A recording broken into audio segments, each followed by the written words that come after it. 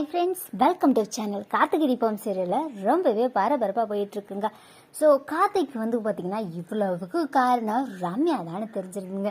இது தெரிஞ்சவொடனே நம்ம கார்த்திக் என்ன பண்ணுறாருன்னா நேராக ரம்யா மீட் பண்ணி ஆகணும் அப்படின்னு சொல்லிட்டு கார்த்திக் ரம்யா பார்க்கறதுக்காக கிளம்பி வராருங்க.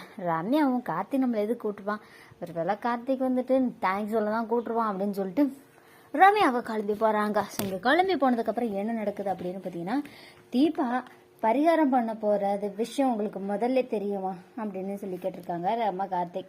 உடனே ரம்யா என்ன பண்ணன்னு தெரியாம தெரியும் கார்த்திக், ஆனா நான் எதுக்காக உங்ககிட்ட சொல்லலை அப்படின்னு பார்த்தீங்கன்னா, நீங்க இந்த பரிகாரத்தை செய்ய விட மாட்டீங்க, உங்ககிட்ட சொல்லக்கூடாதுன்னு தீபா தான் என்கிட்ட சத்தியம் வாங்கினா அப்படின்னு சொல்றாங்க.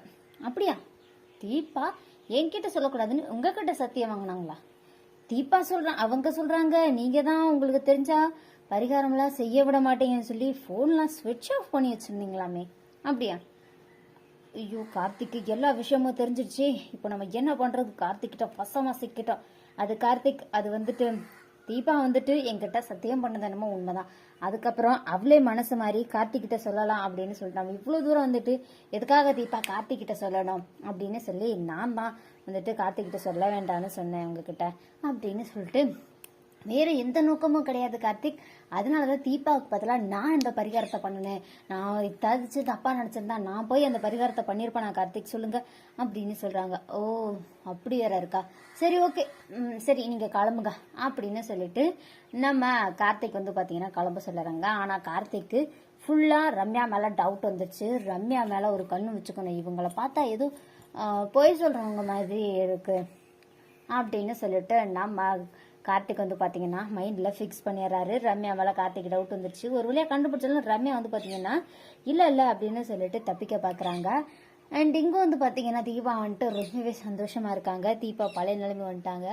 அபிராமி கண்ணு முழிக்கிறாங்க. அபிராமி கண்ணு முழிச்சுன்னு தீபா பார்த்தோன்னே கேட்குற தீபா, எங்கம்மா தீபா உங்க கழுத்துல இருந்த தாலியை காணும் அப்படின்னு சொல்லி கேட்டோன்னே தீபா என்ன சொல்றாங்கன்னா, அது அவ உங்களுக்காக தான் தீபா தாலியெல்லாம் கழட்டி வச்சிருக்கா அப்படின்னு சொல்லிட்டு மீனாட்சி உண்மையை சொல்றாங்க. நீங்க பொழைச்சு வந்ததுக்கு அப்புறம் இந்த தாலியை தீபா கழுத்துல கட்டுவீங்க அப்படின்னு சொல்லிதான் எதிர்பார்த்துட்டு இருக்கா.